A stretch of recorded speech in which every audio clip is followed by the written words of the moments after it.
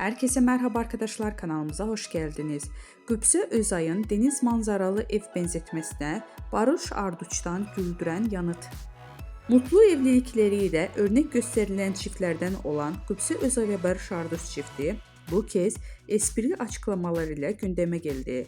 Özay'ın YouTube programında yaptığı samimi yorum sosyal medyada konuşulurken Arduç da gelen sorular üzerine eşiyle ilgili sözlere eğlenceli bir şekilde karşılık verdi.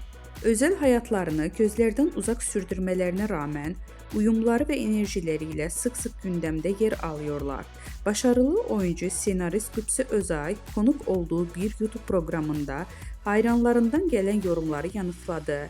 Bir takipçisi Qübsə her sabah kocama bak be diyordum şeklinde bir yorum yapmıştı.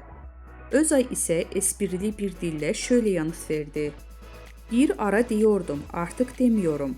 Deniz manzaralı bir evde yaşayınca bir süre sonra denize bakmayıp bırakmak gibi bir şey. Gazeteciler Qübsə Özay'ın bu sözlerini Barış Arduç'a hatırlatında ünlü oyuncu gülerek şu yanıtı verdi. Ne diyorsa doğru söylemiştir benim karım.